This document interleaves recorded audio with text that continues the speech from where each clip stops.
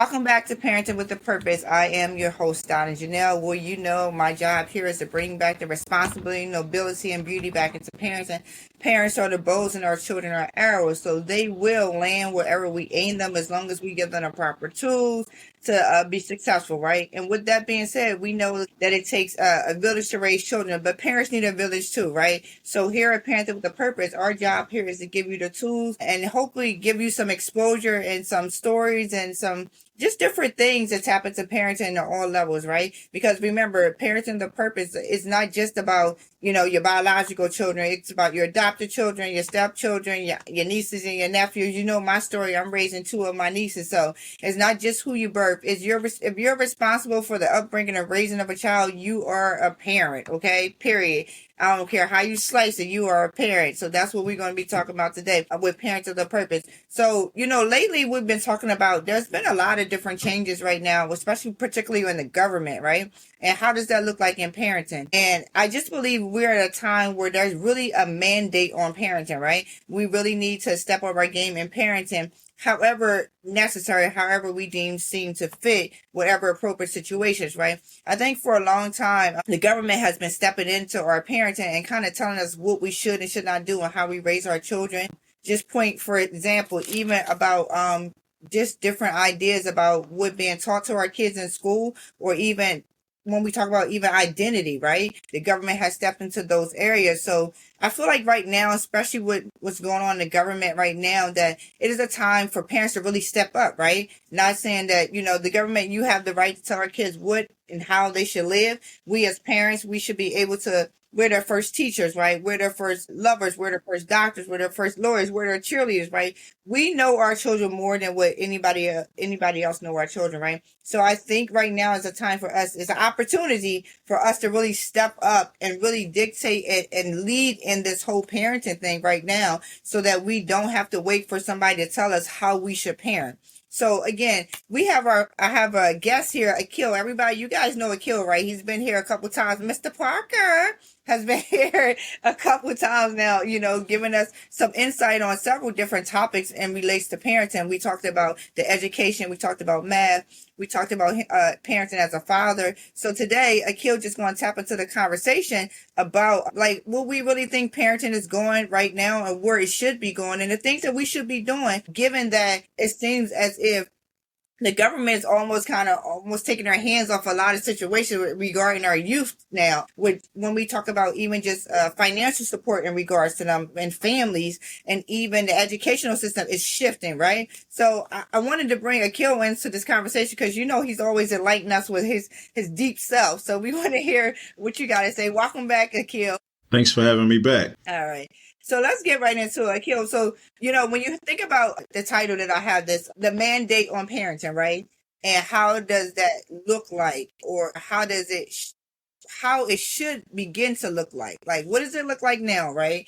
Parenting, right? And how it should look like for the best success for all of us, the society, our children, our community, our country. So I think there have been a lot of safety nets that affect parenting that are going to be removed because a lot of the funding is going to be removed. So it's going to force many of us to start operating differently and start, taking things more seriously and trying to find resources within the community. And, you know, and a lot of things that we need, we already have access to them, but we just may not recognize them. Like we have access to like educational opportunities. There are different things that we can do as parents to try to enrich and to develop our children educationally. And also just in terms of other things like, you know, diet and, you know, just different things. But, you know, it's going to be, I look at it like it's the best of times and it's also the worst of times. Because it's like we're in a sink or swim type of situation. So we're going to be forced to make some changes, you know, so it's kind of like when you may know that you needed to make some changes, but you may not have been as motivated to make changes because there's not that sense of urgency. But once the resources are actually taken or they're no longer being given out, now you have that actual sense of urgency. So now you have to do something. Now, I also recognize that everyone in the community is not prepared to make those changes. So it's going to be rough for a lot of people. And I really should say it's going to be rough for all of us, because even those of us that may be more prepared, we're all going to experience the harm that some of us experience is going to indirectly affect others, and not just in the immediate future, but in the long-term future. And, maybe 5 years from now, 10 years from now, because these situations have long-term effects, not just short-term. They have some short-term effects, but they have the long-term effects, which are much more significant and much more substantial. And I think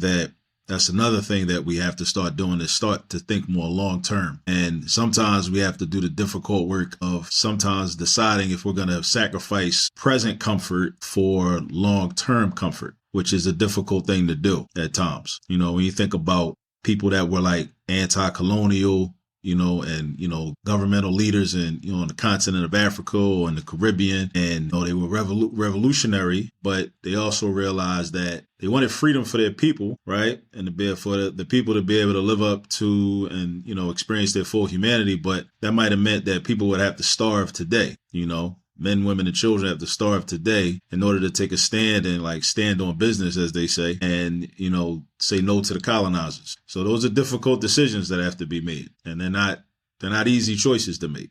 It might seem easy when we, hear about these situations or we read about them in a history book, but those are not easy decisions, because we're dealing with actual people, dealing with actual children, and people have needs. And I think that's the complicated critical thinking that needs to take place to figure out how to achieve both, how to be able to provide for your current needs of today without sacrificing completely your welfare in the future and your well-being in the future, a year from now, 5 years from now, 10, 20 years from now. I was thinking about, as I look at the country right now, the world as a whole, I guess particularly more in the country, because we're really dealing with a lot of effects of what's going on in the government. It just kind of remind me of back in the day when the government really didn't have a whole lot to do in our parenting, or even really in our communities, right? Besides dropping stuff off in our communities and affecting our communities in such a negative way, how we as a people came together. Like when you think about even, the schoolhouses, right? We had schoolhouses, and we were determined to get education. Parents was determined for their children to be educated. And it was just like so much fight for what's right. And not only just fighting towards the government, but even in the meantime of fighting towards the government, but really just making it your own. I even think one of the other things that came to my mind was like the WIC program, like the Women's Infant and Children program, which the Black Panthers did, right? And now it's a governmental, now it's through the government, but it all started with that, like the Black Panthers in the community, like we didn't have the proper nutrition and formula and things like that for our kids in the community. So they stepped up and said, okay, this is what's needed. And then honestly, when you look at the stats, the most people who are using even the WIC program are Caucasians. It's not even the African American population. So I'm just thinking like there's things that we as a people can do without the government assistance, right? And then also not only do without the government assistance, do it like a community based. Like if we need better schools, right? We keep blaming. I keep hearing, the government is not putting funding in our schools, but I'm just thinking also like back in the day, they didn't put funding in the schools, right? And we were educated. We figured out a way to be educated or how to educate our children. So I think right now with everything that's going on in the government, where certain services are being snatched away from the schools, like the fund is like, so how do we navigate now? Like, do we just keep saying, oh, the government needs to do this or the government needs to do that? Or do we as a people stand up as a whole and say, nah, like they're going to do their thing. We're going to fight them. But in the meantime, we don't want our children to suffer. Right. So I think the government should be held accountable to a degree, because the tax dollars that the government has, that's not their money. I think oftentimes when people have conversations about the government or when people have conversations about so-called handouts, a lot of that is disingenuous, because the government functions off of taxation. That's our actual money, so we don't often look at it like that. We don't look at it like it's actually taxpayer money.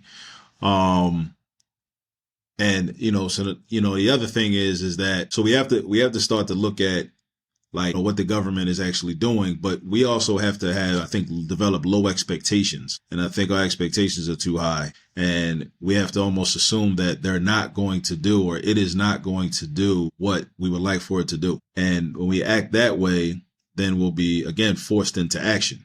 And we'll be in a situation like you brought up the past. And I'm thinking about, Philadelphia, like in the 18th century, like the 1700s, when there was the Free African Society, which these were like, they were mutual aid societies for black people that free blacks, would run. People like Richard Allen, that was, who was the first bishop of the African Methodist Episcopal Church, and Mother Bethel, which is still in South Philly in existence to this day. And there's, many schools and other institutions named after Richard Allen all around and throughout Philadelphia and other parts of the country, I'm sure. And so that was what we did because that's what we had to do to survive. And, when I think about in terms of education, like we've always had independent educational spaces, and there are a lot of independent educational spaces now. So when they speak of defunding the Department of Education, which may cause for there being less funding to, different, public schools, around the country. Well, and again, this is not an easy task, but it's something that has been done. And this is why studying history is so important. People often say, well, what's the point of doing that? How's it going to help me? Why is reading this book going to help me? Well, reading the book is going to help you because when the environment or the circumstances that the book describes, when they represent themselves, and you never know when they're going to represent themselves. Well, you could know. We can forecast things because we can this is where mathematics comes into play because it helps you to forecast what's going to happen in the future by paying attention to certain trends, doing certain types of analysis, right? So when we see, okay, well, this was the situation in 1940 and black people started independent schools. And this was the situation in 1960. Like you mentioned the Black Panther Party, like how they had their free breakfast program, right? Which was essentially an educational program where they would get cultural education, political education. They get some good food first thing in the morning before going to the state sanctioned schools, right? So these are things that we did. These were things that were happening all over the country, like independent education, right? So we have to learn about these stories, and there are a lot of books, even in the South, there are a lot of, black people, even on plantations, like, Frederick Douglass talks about in his third autobiography, how he had like the reading group, where he was teaching brothers how to read using the Bible, but, we've always educated ourselves. We've always been a very educated people. We've always taken pride in education, and we still do, even though there's a lot of negative propaganda to the contrary that makes it seem as though we're overall not as concerned about education. We are concerned about education, but it just doesn't get the proper amount and the proportionate amount of recognition, the proportionate amount of publicity, that it should. So a person, with the untrained eye will look at it and say, look, see, black people don't even care about education. So what are y'all complaining about for? That means you have an untrained eye. You don't really know what's really happening in the community, what's really happening in the streets, even, to the point where the news media might show, a fight at a school. And, you think about, well, it might have been 5 people involved in that fight, but the school has 1,500 people in it. And if you do the math on that, that's like, what percentage is that? That's less than, let me see, 5 people out of 1,500. Let's see, 10% would be 150. 1% would be 15. So 5 people, that's that's a third of 1% of the population involved in that fight. But the way the news media will promote it, to get their clicks and views and everything, they make it seem like, see, look, that's all they do in school is fight. All these black kids just be fighting in school. It's just not true. And even if it was like a, I don't want to get too much off topic, but this is still related. Even if it was a free for all, let's say it was 100 people involved. Again, when you think about this in terms of like the laws, the rules of mathematics, the laws of physics, it's always like, okay, like it's easy for something to escalate, right? After it started, usually with a dispute between 2 people. And then somebody comes to defend somebody comes to defend somebody, someone else comes. The extra people, it's kind of like, with war. This country declares war on the other country. And then they bring their military in. The soldiers don't know these other people that they're killing, that they're shooting at. They don't know them.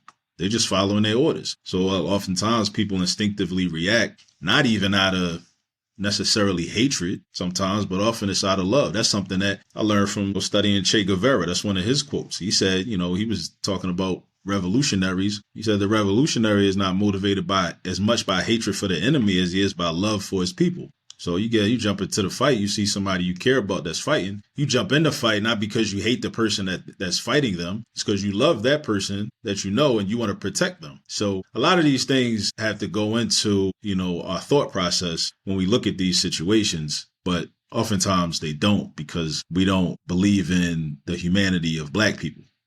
And if we dismiss the humanity of Black people, then everything that I just said becomes irrelevant. Like the laws of math, the laws of physics become irrelevant, because you say, well, we're not dealing with human beings anyway. So why would mathematics and physics have anything to do with any of this?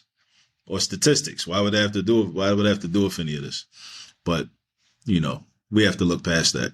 You said something very significant. Like, I think, we do, understanding that it is our taxpayer dollars, right, who govern the government, really, that the government's supposed to use to benefit the people, right? And, we know that it's not being done effectively. I'm not saying they're not using our tax money, because they're using it for something, right? But is it effective of what they're doing? It's like we're doing the same thing over and over again. And like, even now, like, when I keep seeing, I'm not a news person, but you can't help what you see, and you can't unsee some things, right? And you can't unhear some things. Like, the stuff just be out there.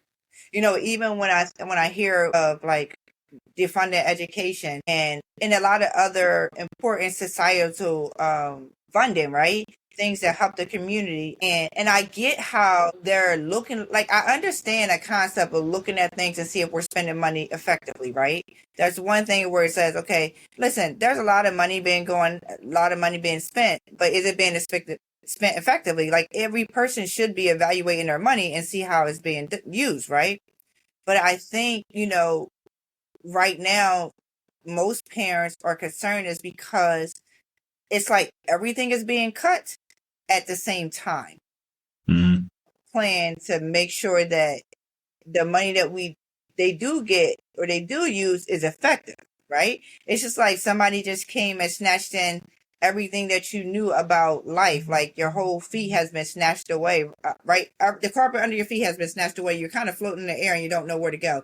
So I've been talking to a lot of parents, and, just even talking about just education. I was talking to this mom the other day, and we were talking about, the books that are being allowed and not allowed in school anymore. Like the history books, it's like they, certain part of history they want to erase, and then a certain part of history that doesn't make sense they want to keep, right? So we were talking about, for example, Amanda Gorman's poem, right? Like her poem. Remember, she was it was at the inauguration.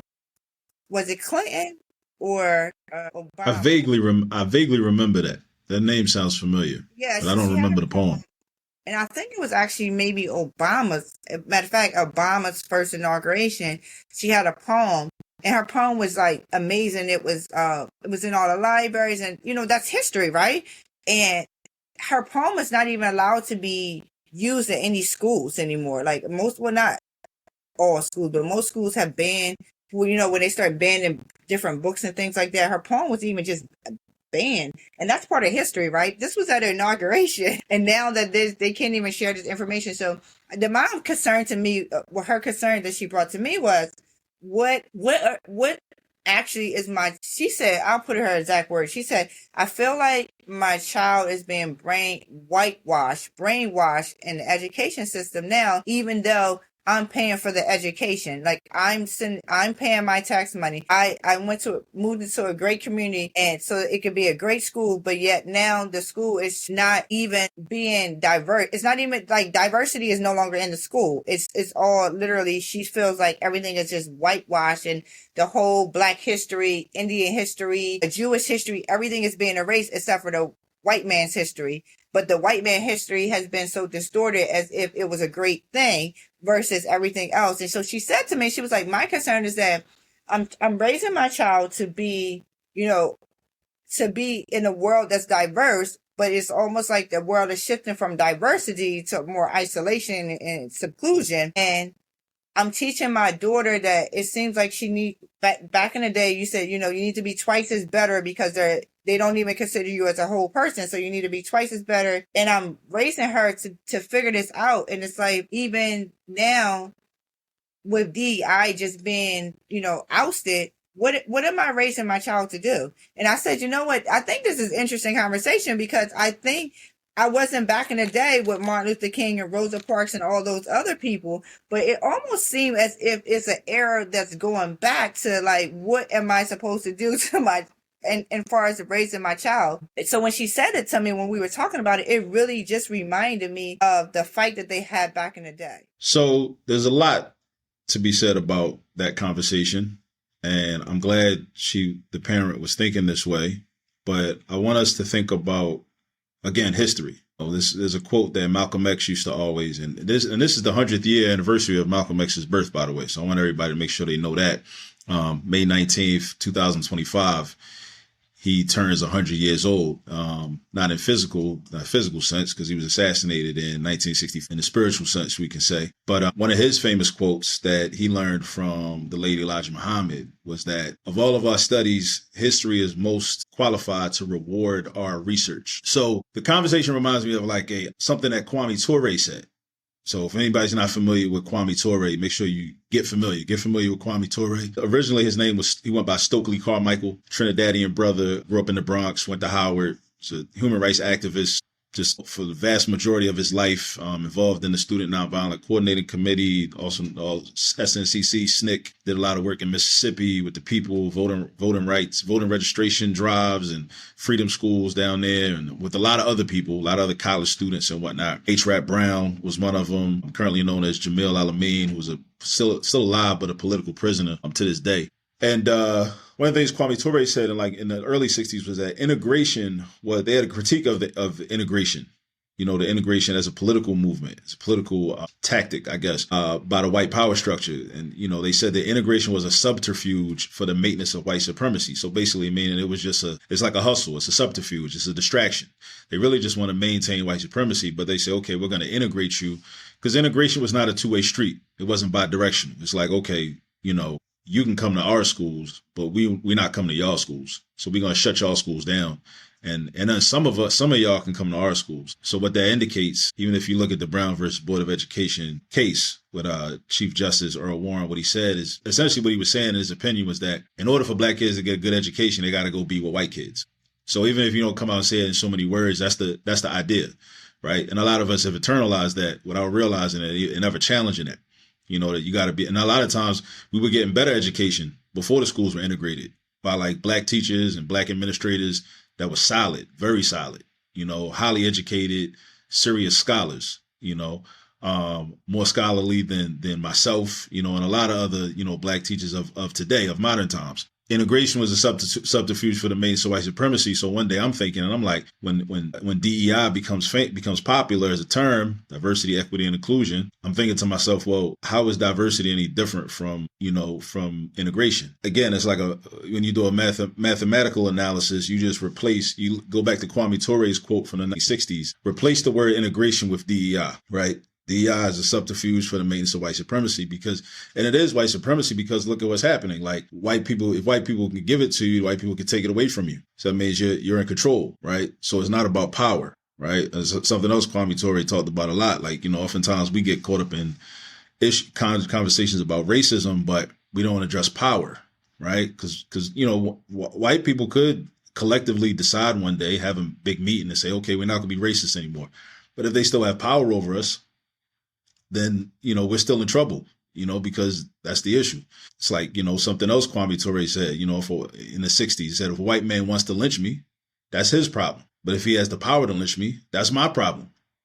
Because that means he can actually do it. If he don't got the power to do it, then I don't got nothing to worry about. You can want to do it all you want. That don't affect me. But if you got the power to do it, then I got something to worry about. But we have to think about, there are, of course, going to be benefits to DEI. People have jobs, because of it.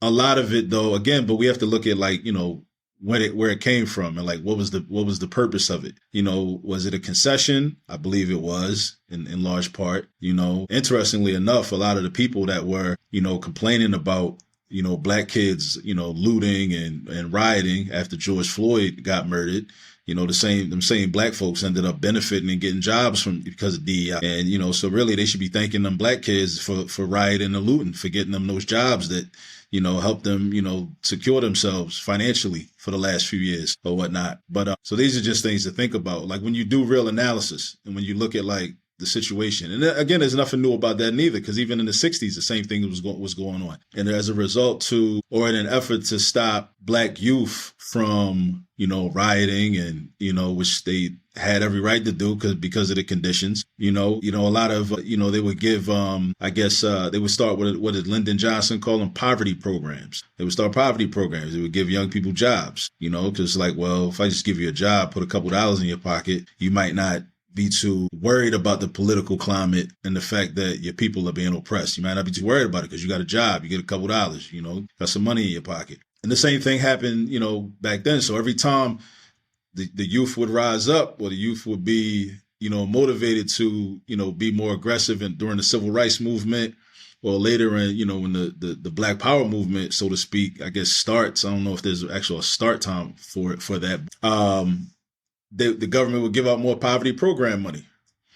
So the same black people that would be complaining in the 60s about these youth are doing this and doing that or whatever. They're benefiting from these youth doing that. The exact thing they're complaining about, because you're getting poverty programs. So you're getting money. You're getting government money. So the same things happened recently, but now the government's taking away the DEI money. So and actually I think we got to look at it like it's a delicate balance, because the government has to be careful also, right? The conservatives, the Republicans, they got to be careful also, because they're banking on, black people not responding in ways that we've responded in the past. Because, us being given concessions is a result of, us rising up and becoming more militant. So the goal is for us to never become militant. We have to be comfortable.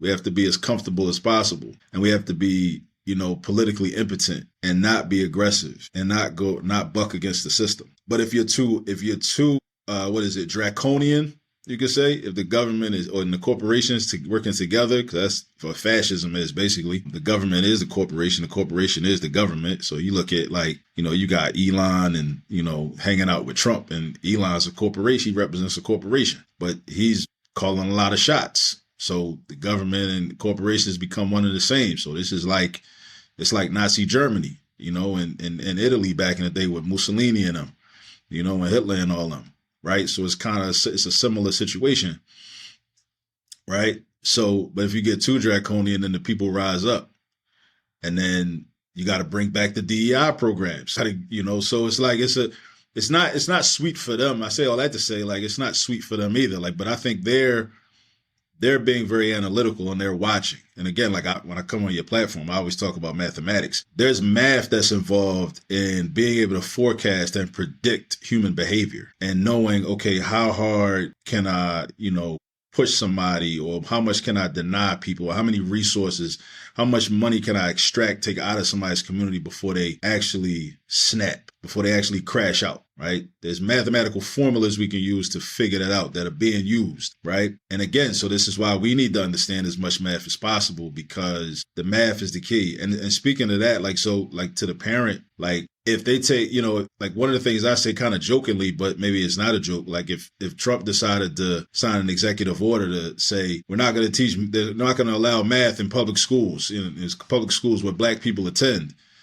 I'm like, okay, that's a horrible thing, but come to all this math. As long as YouTube is up, you can come learn it from me, So we got to make the best. That's part of making the best of a bad situation, and there are other people in the community that that the children can learn mathematics from, that children can learn chemistry from, biology from, physics from, can learn English language arts from, can learn other foreign languages from. And I think that's how we have to start thinking. We have to thinking, okay, well, if they take this away, we should push back, because again, our tax dollars are paying for this. So that means, if they're not giving us these resources and these opportunities, that means you're stealing our money, because then what is our money paying for, right? But at the same time, I believe that we should be more optimistic about finding alternatives.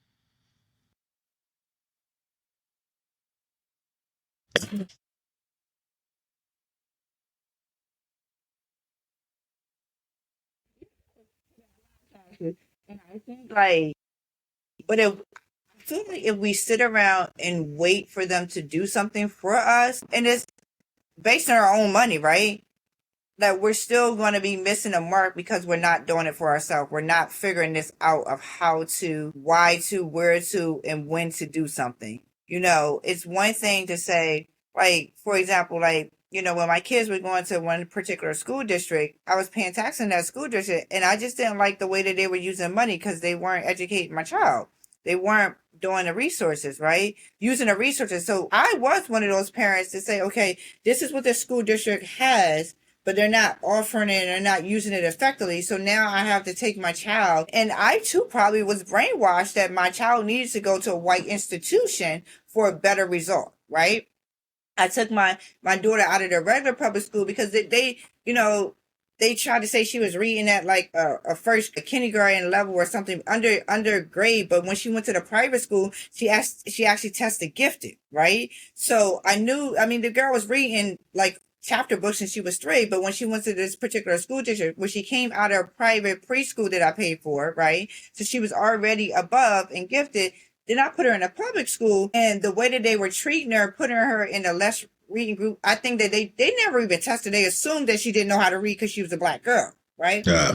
So I didn't like that, knew that that was false. I took her out of the school and sent her to Wilmington Friends School, sent her to a friend's school, which was predominantly white, right? But I knew that at that time, I knew like that I felt like between that school and there was another private school I was going to send her to. The reason why I chose the Friends school, it was because they were building a whole person versus the other private school who were literally just building intellectual people, like just like smart kids who don't have any character, who didn't have like a holistic life. So I chose this private school, but I was thinking in my head, I need to send her to a white school so that she can get the best of her education, right? Send her there, and she did get great education.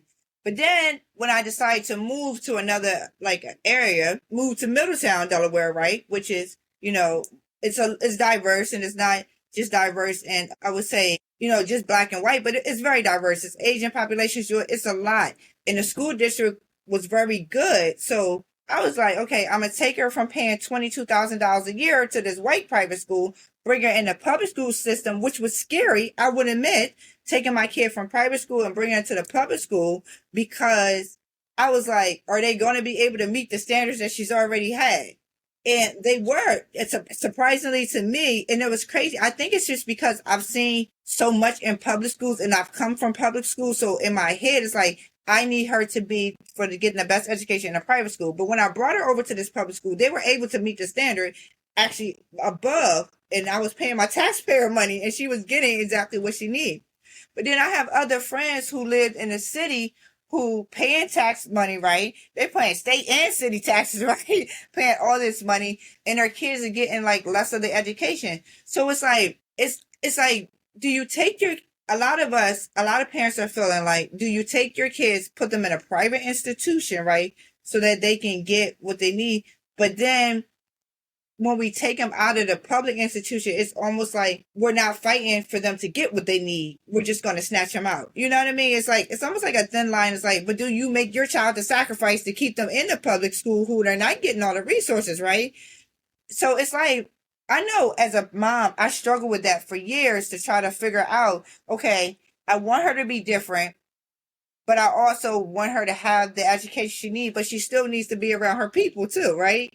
So it's like, it was such a struggle. And I look at it now that, you know, I have other kids who were after her, but that was a really struggle. And a lot of black parents, a lot of even minorities are feeling the same way as, what should we do? Should we invest our kids into these private schools, which are now, you know, mostly white institutions? Because there's not really, you know, you have like the Quaker schools, you have the Jewish schools, but like, is there like, you have the Catholic schools, but like, is there like a black school, right? Because then it's like, if you decide to build a school full of just black people, then you're segregating things again, right? So then they talk about, is that reverse segregation? So it's so hard to figure out what you're supposed to do with your child as far as like education and then society and community. So I mentioned Malcolm X earlier. As I said, it's 2025 is a 100-year anniversary of his birth. So another one of his quotes comes to mind. Well, not just a quote, but a kind of an explanation to your point. So people will try to say that like reverse segregation is a thing, just like they'll say reverse racism is a thing, but it's actually not a thing. And mathematically, we can prove that it can't exist. What you're referring to is actually separatism. Right, being separate. And, a lot of people are separate. Like, we should have, as human beings, we should have the right to convene and educate our children in spaces that we choose. Like Chinese people should have that right. Other Asian people should have that right. Different types of Europeans should have that right. The Catholic Church has that right to start Catholic schools and allow admission to whoever they want. Black people should have that right too, or people of African descent should have that right as well. That's the difference between separatism and segregation. With segregation, the person that's being segregated doesn't have power over what they do. It's kind of like a classroom, right? Like when I'm a classroom teacher, I'm responsible for the classroom. So I make the seating chart. So I can segregate the children. I can move the children wherever I want them to go. They don't have any power to decide where they want to sit. But in separatism, if I can say, come in, pick a seat where you want. If some girls say, I don't like that boy or I don't like that girl, I'm not sitting by them. I'm about to go over there to the other side of the room. Cool. She separated herself. That's separatism. She has the power to move on her own, right? Without, somebody else imposing that on her. But I think that we should have schools like that. Like in Philadelphia, there was a school called Ivy Leaf. Ivy Leaf. I know a lot of solid people. When I moved to Philly, I met a lot of solid people that matriculated through Ivy Leaf school. It was a Black private school. And like they say, you judge a tree by the fruit that it bears. And as I said, I met a lot of people, from Philly that went through that institution and productive members of society and progressive thinkers, a lot of them. And, and then there's another one, the Lotus Academy. Lotus is hanging on. I don't think it has the student population that it once did, but it's still standing. It's still in existence, so we have them. But a lot of times in some of the schools, this is something that I've heard, a complaint that I've heard from members of our community that have sent their children to, some independent Black schools, is that, in some of them, the rigor was not there. And that could be understandable because oftentimes the schools don't have the financial support. So if the schools don't have the financial support, then you can't afford to recruit and retain the most effective teachers. So it's not that Black people are not qualified, don't have qualified teachers among our ranks. We do. There are many qualified Black teachers, but at the same time, people have families. They need food, clothing, and shelter. They have to be able to provide. So maybe the white man or the public school system, because we think about it, every public school system is an independent white school system.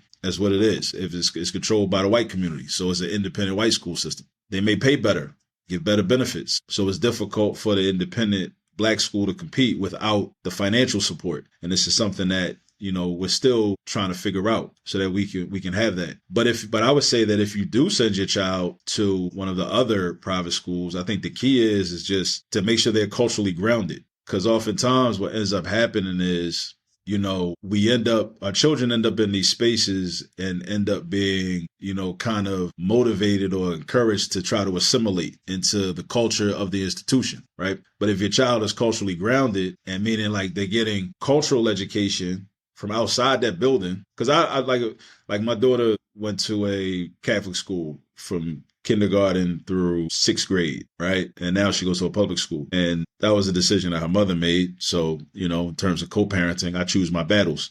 So I chose not to fight that battle because I know I'm her primary educator anyway. So she's being culturally grounded by me. So when she goes into that space, she's been exposed to a lot of things that I might not otherwise have her exposed to, but she understands it because she's essentially being guarded and defended against it by what I'm educating her about when she's at home with me. So I think that's the key. So that way, when you go into those spaces and you get the mathematics education, you get the ELA education, you get the foreign language education, you get the different types of education and the different subject matter, you just go in there to get what you can get and you keep it moving. You're not trying to, and when you look at like how a lot of ethnic groups, how they operate, like I taught at Central High School for a year here in Philadelphia. And Central is a very, there's like cultural pluralism at Central because there's a lot of different races and ethnicities there. And that's one of the things that Central boasts of. It's one of their positive attributes, one of their selling points, right? There's a lot of diversity, that's just the way it is. And you notice like a lot of the youth there, they just come to get their math and keep it moving. They're not trying to, assimilate into like, a European culture or, anybody else's culture necessarily. They're trying to get what they could get because they come from a strong community background where culturally they're already grounded. So look, I'm just coming here to just learn this literature, learn this calculus, learn some other foreign languages that nobody speaks in my community. So I'm coming here to learn it, come here to learn the social studies, get the good grades, get the high GPA, apply for college scholarships, take the standardized tests, and then go on about my business. But if we can do that with our children, make sure they're culturally grounded and politically aware, and that's the work that we have to do. And that's the work that other groups do too. I remember I was speaking to an elder some years ago.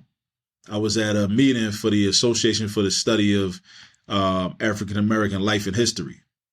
If any of y'all watching, that's the organization founded by Carter G. Woodson, who also founded Negro History Week back in 1926. I think it was 1926. I always get that confused between when he started the organization and when he started Negro History Week. Well, anyway, Negro History Week, of course, later became Black History Month, which we recognize this month in February. I lost my train of thought. I was talking about Carter G. Woodson, and he was talking about, why did I bring that up? I can't remember why I brought that up. But I like what you said, because I think when we talk about the mandated parenting now, like what is our role and what is it looking like for now in the future, really educating our kids at home, like really taking that role as being a primary educator, right? Because everything first happens with us. And I think for so long that we trusted a system to educate our children, and it almost kind of made us more lazy or lackadaisical in that sense, right? It's like, okay, they're going to school 8 hours a day. They should be learning something, right? So me as a mom, what I'm going to do is make sure my household is straight, which is, making sure that I'm providing for my kids. They're eating, they have, clothes and things like that. And now that we see, it's like, even though we're sending them to institutions where they're supposed to be getting certain things, right? They're not, like they're being fumbled in some way or the other. But I think if we get back to really what you said earlier is really being a primary educator, that we can really see a difference in our society.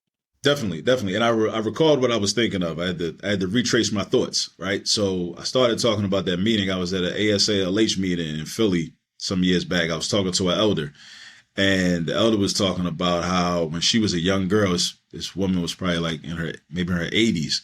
She's talking about as a young girl growing up in Philadelphia, she lived in a community where there were blacks and Jews. And she remembered that like every Wednesday that the Jewish kids in the neighborhood, they could never come outside because they would have to, after school, they couldn't come outside, or either they couldn't come outside or they didn't stay outside that long because they had to go to, Hebrew school, right? So every Wednesday they would go and be educated about Jewish culture, about Hebrew culture, and it was every Wednesday.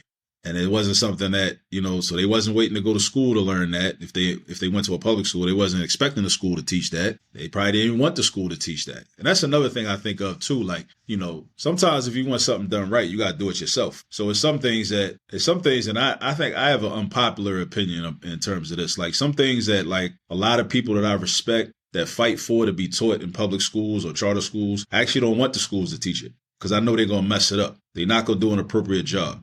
They're not going to do a good job at it. They're not going to train the teachers appropriately. They're not going to tell the story properly. And if you want something done right, you got to do it yourself. So I don't even want them to mess with it. And also, like, it's an issue of, what is it? I don't want to expose too much information to the wrong people anyway.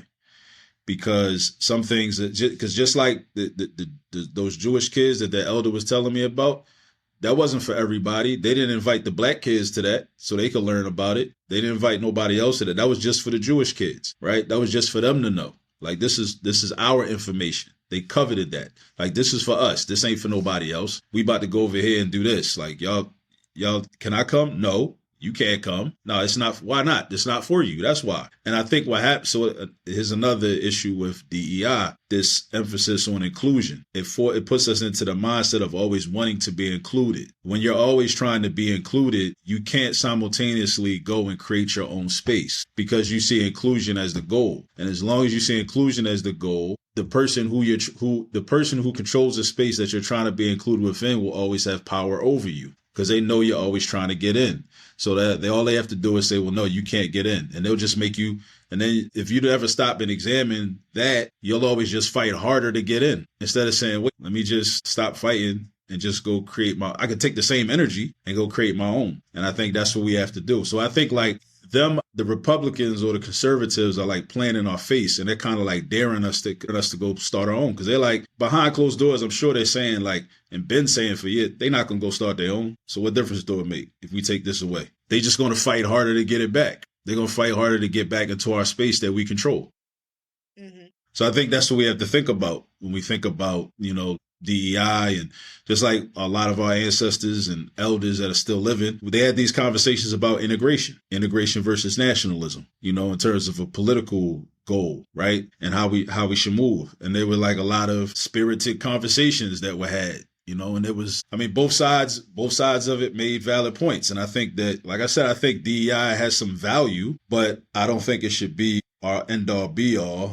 I do also want to recognize that the way the programs are being taken away, the manner in which the programs are being taken away by this administration is vicious. It's very vicious. It's the way it's being done and also the way it's being marketed. Harm is being caused.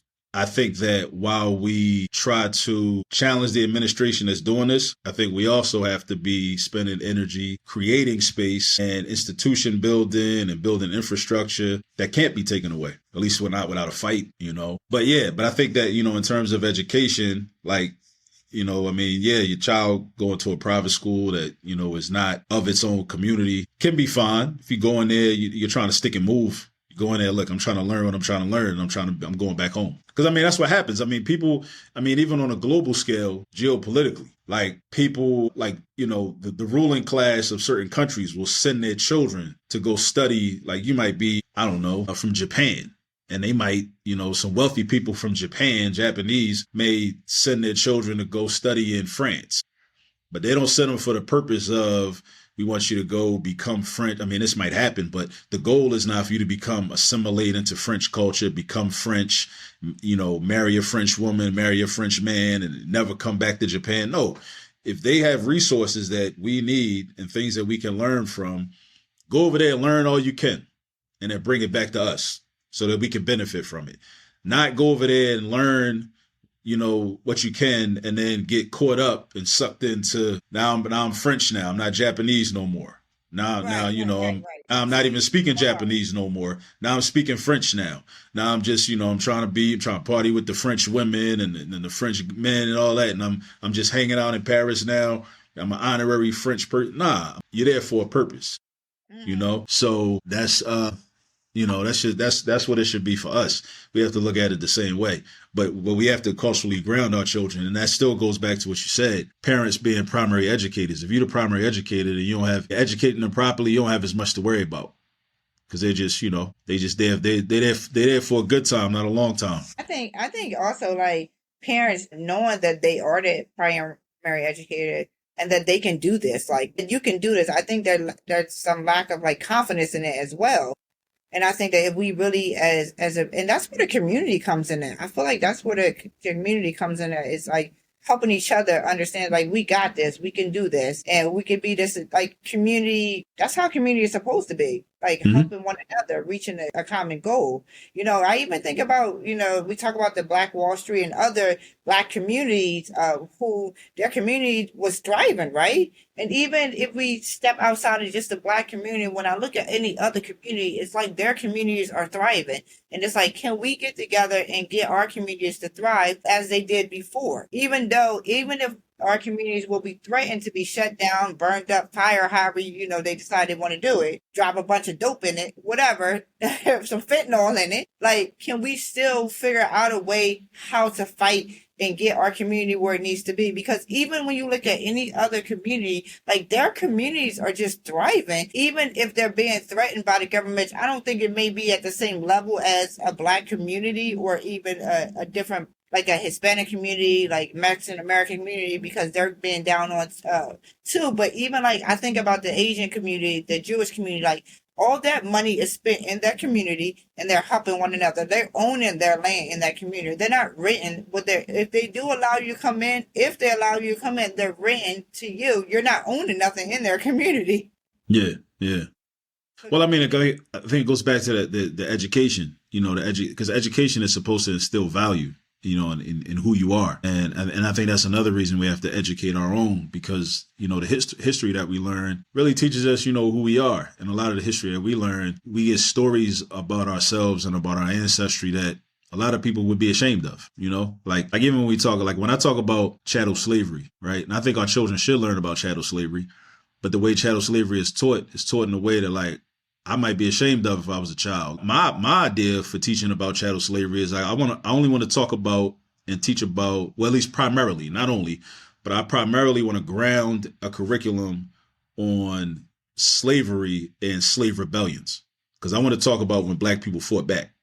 I want to talk about the ongoing war. Because the way it's framed as, it was these big, bad, superhuman white people that just came to Africa one day and said, okay, we taking all of them, right? Put us on boats, took us across the Atlantic Ocean, started plantations, these elaborate plantations and whatnot, and, beat us, killed us, raped us. And those are the stories that we hear. We never hear about the slave rebellions, never hear about, and there was so many of them, and they're well documented. Even beyond just Nat Turner, the movie made about Nat Turner and his rebellion, but so many more. Denmark Vesey, Stono Rebellion. You got Queen Annie and the Maroons and her brother Cujo down in Jamaica. You got the Christmas Rebellion in Jamaica. You got Gabriel Prosser in Richmond, Virginia. You got Charles DeLong and down in New Orleans. I was teaching some young people about that last month because I wanted them to think about that when they watched the Super Bowl, since the Super Bowl was in New Orleans. So when you think of New Orleans, think about Black people fighting back against slavery, right? Revolting and rebelling. And these rebellions led to the Civil War. So, then what happens is it changes your mindset, because then you're not thinking like the great emancipator, some white man came to free us.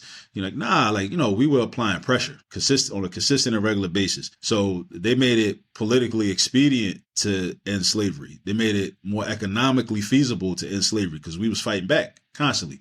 We was always fighting back. We never wasn't fighting back. But the way they tell the story, it'll make you feel like, it does a lot to your self-esteem. It does a lot to your self-image. So you wouldn't want to learn about that. But when you learn the stories about, you winning and, sustaining, then you start to feel differently about yourself. You start to feel differently about yourself. Then you start to feel differently about somebody that look like you. And you start to feel differently about somebody that look like you. Then you want to spend money with that person. Then you want to trust that person. Then you want to have a family with that person. You don't want what Dr. Umar say, Black queens forever, snow bunnies never. You might not want to go get a snow bunny because you love the sisters, right? Because of the way you've been educated, right? So, and then you may want to pool your resources, and you may want to spend money in the community and have it recycled. You may want to build schools and create schools, right? You might want to make music that's more uplifting, that doesn't always every other word you talk about shooting Black people and killing Black people, selling drugs to Black people, and, exploiting women, and doing that, right? And killing Black men. You may not want to make music like that because that might not make sense to you no more, because that's how you've been educated. And you're not worried about the fact that some white man is going to pay me a large amount of money and I can finally get my mom out the hood if I tell these types of stories over a beat, because that's really what happens, right? But it all goes back to, the education. Who's doing the educating, who's telling the stories, what are, as long as we don't control that and we're not taking control of that, things will continue to be the way they are. And like you said, like you were saying, based on the, these government movements from this administration, things are going to get worse because there's going to be less resources. And I'm really curious as to see what the streets are going to look like, because when money dries up, people get desperate. People get desperate. There's like a trickle down effect. Everybody feels it. We just feel it at different times and in different ways. And there's a trickle down type domino type effect. And we're headed for some lean times, but we've been here before.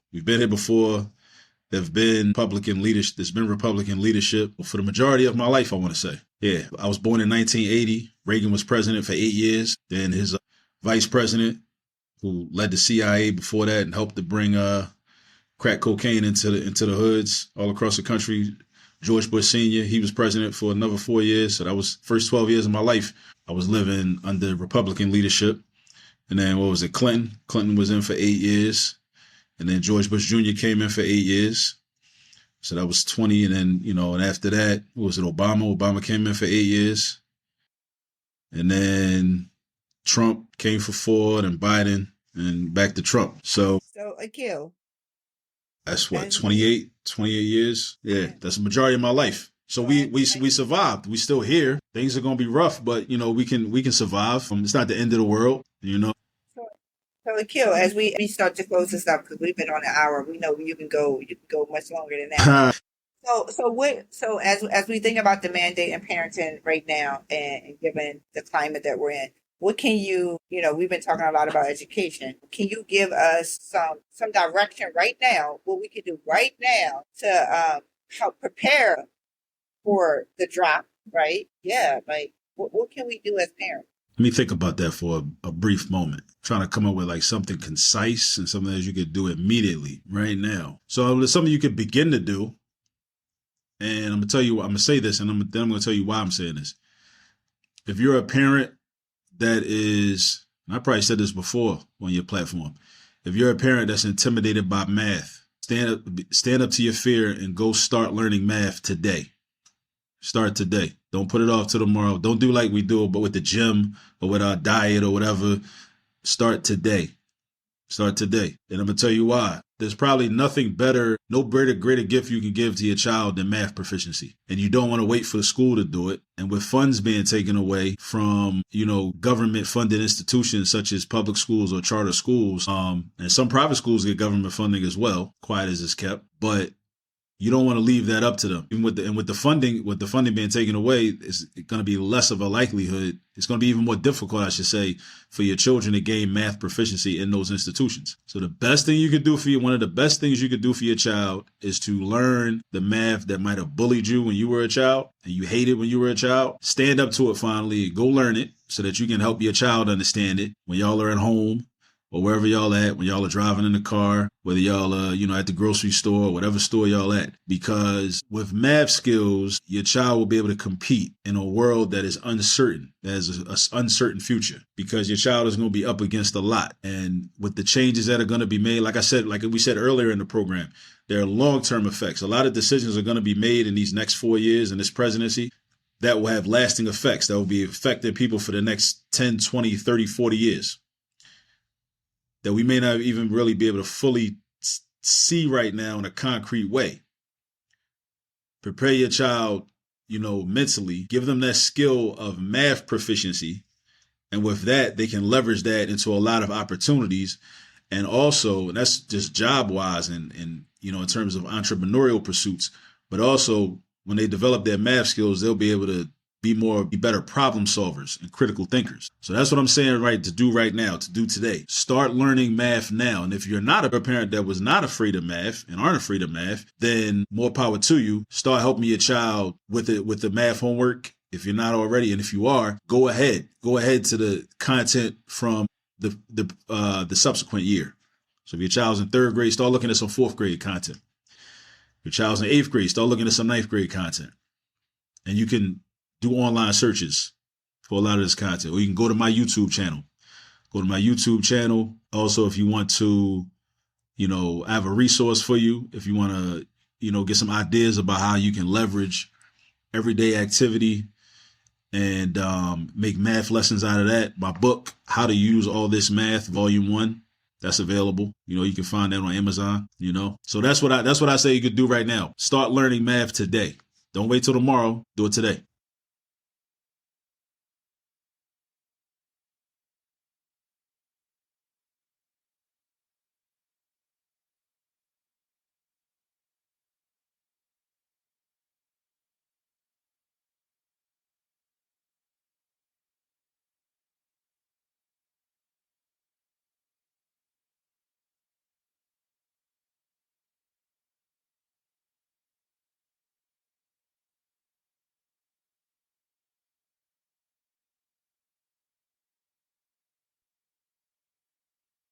Mm-hmm.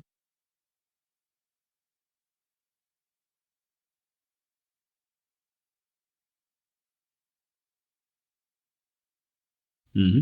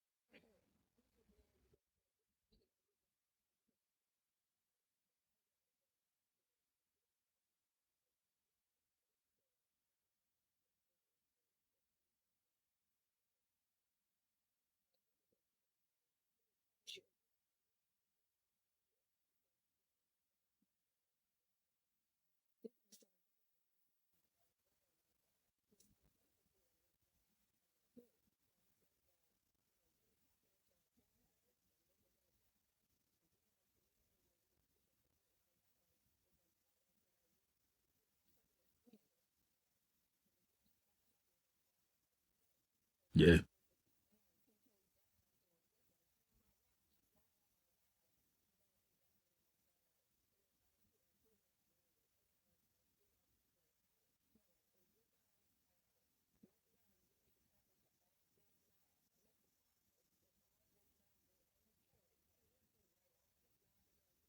Yeah, if you go to YouTube, just type in all this math. My page will pop up. You probably see one of my videos pop up. I'm either with me by myself or maybe me with my daughter. It might be one of the videos I did with her more recently. And yeah, subscribe. Like a video, drop some comments, share, tell everybody about it. And if also you guys, you're going to join this math, I encourage you to go to all this math so you can follow Akil. Also, remember to tap into Parenting with a Purpose. We are on actually there's a website donnajanelle.com with parenting with a purpose where you can actually find all the resources of parenting with a purpose. You can find the YouTube page, you'll find a Facebook page, you'll find an Instagram, you'll find all the podcasts for the last season, which is I think I probably have about 50 episodes of the podcast, a different topic that maybe if you're unsure in certain areas or even if you just want to listen. And so again, it's all about improving our parenthood, right? Because we want our children to be successful. So tap into under donnajanelle.com and make sure you go to YouTube, all this math. And there's just hear more from us. We will be coming again every week. We're going to jump on with a podcast that see how we can help educate our people. Not even just our people. I feel like just people in a whole. Our goal is to make sure that we know the information because you need to be educated, right? But I also think that it does benefit other people to hear what we talk about so they can better figure out how they can help as well. Because, one of the things that I constantly look at and hear stories about are even white people or even Jewish people, other cultures that really help even in the Civil Rights Act movement and different things like that. So even though it may seem like everything is separate, but there are still some people that are good-hearted people, right? Some real authentic people that do want to push the vision and mission of making sure that we do get the rights that we deserve and that we're educated the way we need to be educated. So there's people who really do so into our community who listen to our podcasts and read books and stuff like that to better understand us. And I think that's important because one of the things that I've been reading lately been a lot about the Holocaust, right? Just to understand some things that was going on. And I think what triggered it kind of was I feel like this Trump era is almost like a modern day Hitler. So I wanted to I wanted to read and get understanding of like the thought of Hitler and what was going on, and then really what the people was dealing with, so I could better figure out maybe You take some parts of that and figure out what's going on now, you know. But I think reading is very important and educating ourselves. So again, Akil, we know you'll be back on again. But I love you. I love your insight. I love how you just continue to teach us how to be better people. I appreciate that. I appreciate the opportunity. A lot of people have taught me a lot of things. I just want to pass them on. I appreciate y'all sharing your platform with me, and you know, thinking highly of my opinions and my thoughts, and giving me an opportunity to, you know, have these conversations with you and your audience.